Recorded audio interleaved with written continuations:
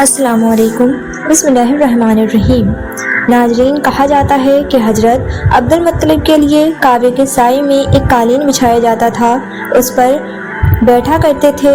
ان کا احترام اس قدر تھا کہ کوئی اور اس قالین پر بیٹھتا نہیں تھا، چنانچہ ان کے بیٹے اور قریش کے سردار اس قالین کے چاروں طرف بیٹھتے تھے، لیکن رسول اللہ صلی اللہ علیہ وسلم وہاں تشریف لاتے تو سیدھے اس قالین پر جا بیٹھتے۔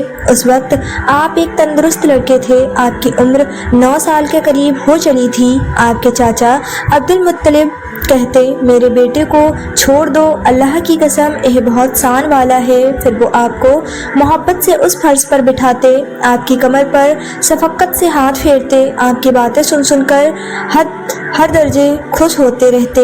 کبھی وہ دوسروں سے کہتے، میرے بیٹے کو یہیں بیٹھنے دو، اسے خود بھی احساس ہے کہ اس کی بڑی شان ہے، اور میری آرزو ہے یہ اتنا بلند رتبہ پائے جو کسی عرب کو اس سے پہلے حاصل نہ ہوا ہو اور نہ بعد میں کسی کو حاصل ہو سکے۔ ایک بار انہوں نے یہ الفاظ کہے، میرے بیٹے کو چھوڑ دو، اس کے مزاج میں طبعی طور پر بلندی ہے، اس کی شان نرالی ہوگی۔ ناظرین، آج کی ویڈیو میں ہم نبی کریم صلی اللہ علیہ وسلم کی شان کے حوالے سے آپ کو چند عجیب واقعات سنانے والے ہیں، جن سے غور ہوتا ہے کہ آپ صلی اللہ علیہ وسلم کے دادا جان کے دل میں آپ صلی اللہ علیہ وسلم کی کس قدر محبت تھی۔ ناظرین کہتے ہیں کہ عمر کے آخری حصے میں حضرت عبد المطلب کی آنکھیں جواب دے گئی تھیں، آپ نابی ہو گئے تھے۔ ایسے حالات میں ایک روز وہ اس قالین پر بیٹھے تھے کہ آپ صلی اللہ علیہ وسلم تشریف لے آئے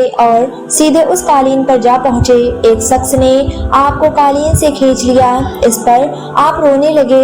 آپ کے رونے کی آواز سن کر حضرت عبد المطلب بے چین ہوئے اور بولے، میرا بیٹا کیوں رو رہا ہے؟ اس شخص نے بتایا، آپ کے قالین پر بیٹھنا چاہتا ہے، ہم نے اسے قالین سے اتار دیا ہے۔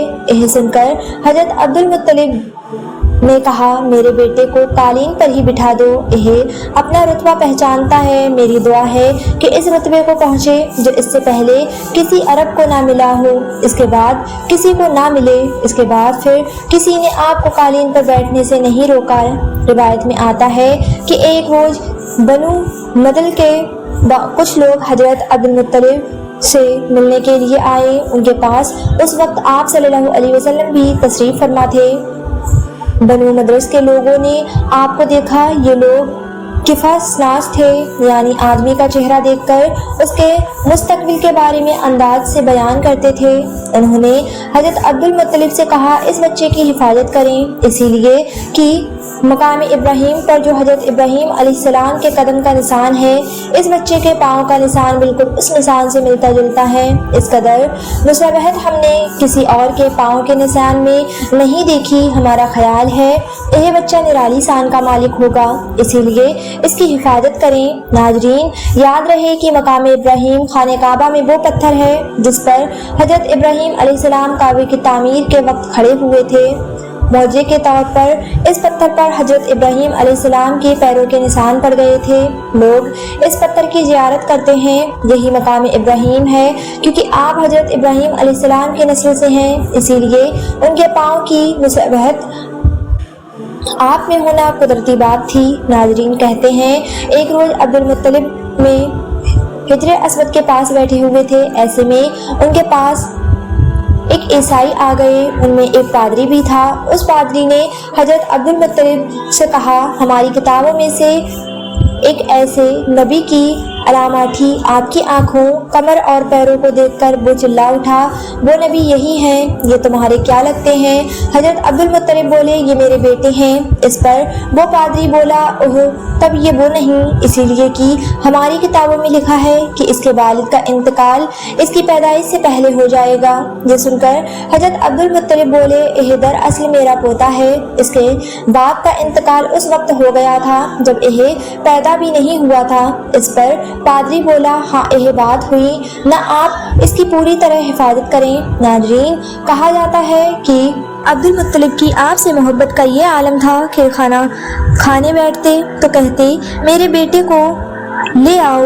آپ تشریف لاتے تو حضرت عبد المطلب آپ کو اپنے پاس بٹھاتے، آپ کو اپنے ساتھ کھلاتے بہت زیادہ عمر والے ایک صحابی حیدہ بن معاویہ رضی اللہ تعالیٰ عنہ کہتے ہیں، میں ایک مرتبہ اسلام سے پہلے جاہل کے زمانے میں حج کے لیے مکہ معظمہ گیا، وہاں بیت اللہ کا طواف کر رہا تھا۔ میں نے ایک ایسے شخص کو دیکھا جو بہت بوڑھا اور لمبے قد کا تھا، وہ بیت اللہ کا طواف کر رہا تھا اور کہہ رہا تھا، اے میرے پروردگار، میری سواری کو محمد کی طرف پھیر دو اور اسے میرا دست واجو بنا دو۔ میں نے اس بوڑھے کو جب یہ شعر پڑھتے سنا تو لوگوں سے پوچھا، یہ کون ہے؟ لوگوں نے بتایا کہ عبد المطلب بن حاسم ہیں، انہوں نے اپنے پوتے کو اپنے ایک اونٹ کی تلاش میں بھیجا ہے، وہ اونٹ گم ہو گیا ہے اور وہ پوتا ایسا ہے جب بھی کسی گمشدہ چیز کی تلاش میں اسے بھیجا جاتا ہے تو وہ چیز لے کر ہی آتا ہے۔ پوتے سے پہلے یہ اپنے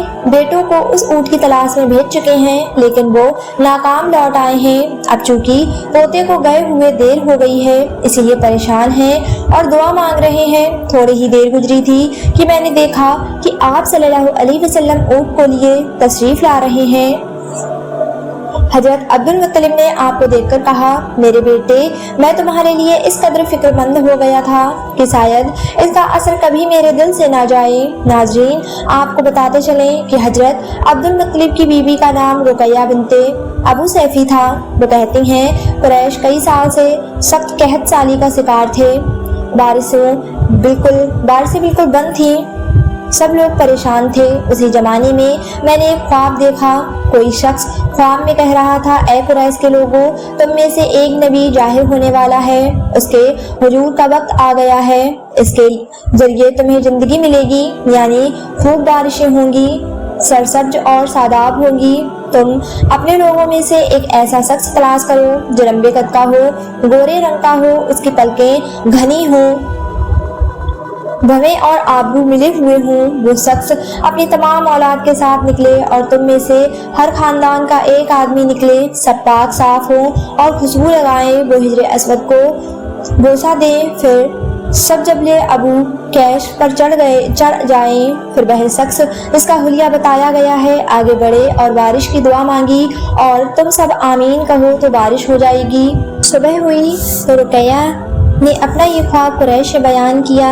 انہوں نے ان نشانیوں کو تلاش کیا تو سب کی سب نشانیاں انہیں عبد المطلب میں مل گئیں۔ چنانچہ سب ان کے پاس جمع ہوئے، ہر خاندان سے ایک ایک آدمی آیا، ان سب نے سرائے پوری کی۔ اس کے بعد سب ابو کیش پہاڑ پر چڑھ گئے، ان میں نبی کریم صلی اللہ علیہ وسلم بھی تھے، آپ اس نو عمر تھے۔ پھر حضرت عبد المطلب آگے بڑھے اور انہوں نے یوں دعا کی، اے اللہ، یہ سب تیرے غلام ہیں، تیرے غلاموں کی اولاد ہیں، تیری باندیاں ہیں اور تیری باندیوں کی اولاد ہیں۔ ہم پر جو برا وقت آ پڑا ہے تو دیکھ رہا ہے، ہم مسلسل قحط سالی کا شکار ہیں، اب اونٹ، گائے، گھوڑے، خچر اور گدھے سب کچھ ختم ہو چکے ہیں اور جانوروں پر بن آئی ہے، اسی لیے ہماری یہ خشک سالی ختم فرما دے، ہمیں زندگی اور سرسبز اور شاداب عطا فرما دے۔ روایت میں آتا ہے کہ ابھی یہ دعا مانگ ہی رہے تھے کہ بارش شروع ہو گئی، وادیاں پانی سے بھر گئیں، لیکن ان بارش میں ایک بہت عجیب بات ہوئی اور وہ عجیب بات یہ تھی کہ قریش کو یہ سرابی ضرور حاصل ہوئی مگر یہ بارش قبیلہ قیس اور قبیلہ نجر کے قریبی بستیوں میں بالکل نہ ہوئی۔ اب لوگ بہت حیران ہوئے کہ یہ کیا بات ہوئی، ایک قبیلے پر بارش اور آس پاس کے سب قبیلے بارش سے محروم۔ تمام قبیلوں کے سردار جمع ہوئے، اس سلسلے میں بات چیت ہوئی۔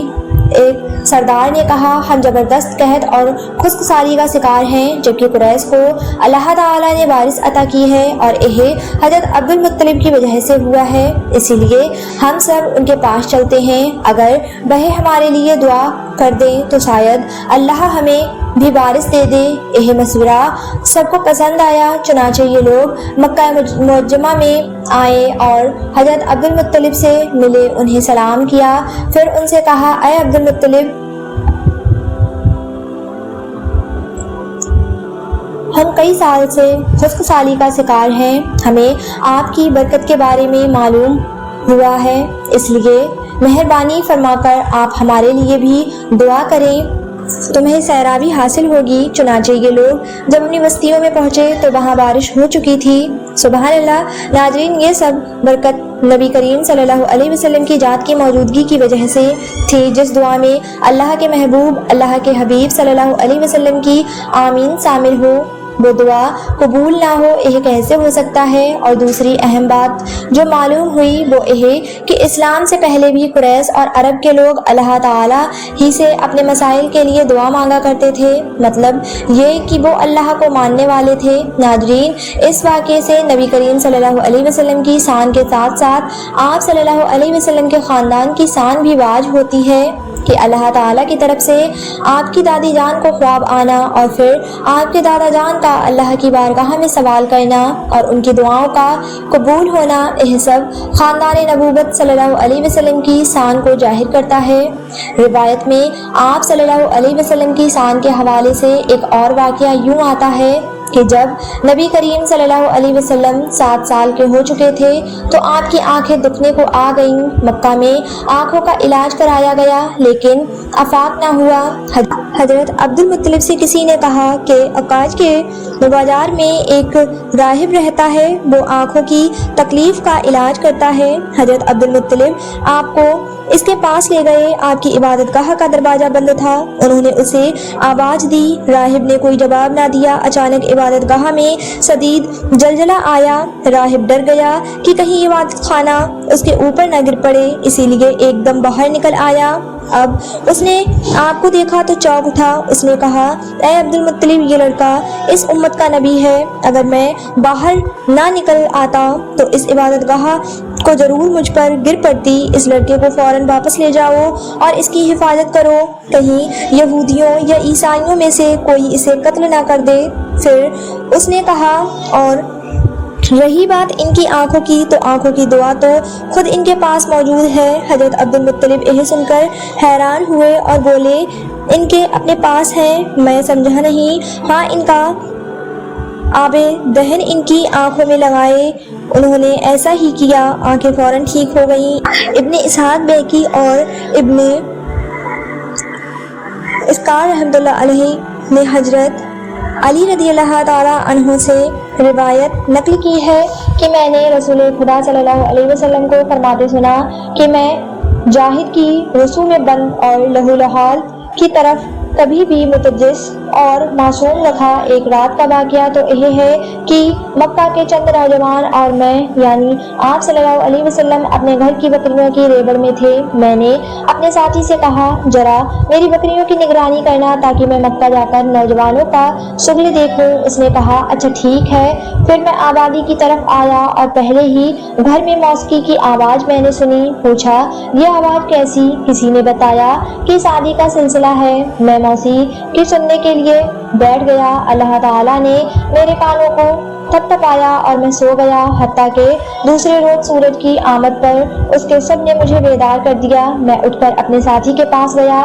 اس نے پوچھا، اتنے لمبے وقت تک تم کیا کرتے رہے؟ میں نے اس کو پوری بات بیتی سنائی۔ دوسری رات پھر میں نے اپنے ساتھی سے کہا کہ میری بکریوں کا خیال رکھنا کہ میں جا کر کچھ شغل کروں۔ اس نے اقرار کیا اور میں مکہ شہر کی طرف روانہ ہو گیا۔ یہاں آ کر میں نے موسیقی کی ویسے ہی آواز سنی جیسے میں نے گزرتا رات سنی تھی۔ میں دیکھنے کے لیے بیٹھ گیا، پھر قدرت نے میرے کانوں پر تھپتھپایا اور میں سو گیا، یہاں تک کہ دوسرے دن دھوپ نے مجھے جگایا۔ پھر میں لوٹ کر اپنے ساتھی کے پاس آیا۔ اس نے پوچھا کہ تم نے کیا کیا؟ میں نے کہا کہ کچھ بھی نہیں اور ساری صورتحال بتائی۔ اس کے بعد میں نے نہ کبھی ایسا ارادہ کیا اور نہ ہی مجھے کوئی رغبت ہوئی، یہاں تک کہ اللہ تعالیٰ نے مجھے نبوت سے سرفراز فرمایا۔ حضرت جابر رضی اللہ تعالیٰ عنہ سے روایت ہے کہ جب کعبے کی تعمیر ہوئی تو نبی صلی اللہ علیہ وسلم اور حضرت عباس رضی اللہ تعالیٰ عنہ پتھر اٹھا کر لانے لگے۔ حضرت عباس رضی اللہ تعالیٰ عنہ نے آپ سے کہا کہ اپنا تہبند اتار کر کندھوں پر رکھ لو تاکہ تمہارے کندھے پتھر سے محفوظ رہیں۔ چنانچہ آپ صلی اللہ علیہ وسلم نے اپنا تہبند کھول کر کندھوں پر رکھا ہی تھا۔ کہ اتنے میں آپ زمین پر گر گئے اور آنکھیں آسمان میں لگ گئیں۔ پھر آپ اٹھے اور فرمانے لگے میرا تہبند، اور فوراً آپ صلی اللہ علیہ وسلم نے تہبند باندھ لیا۔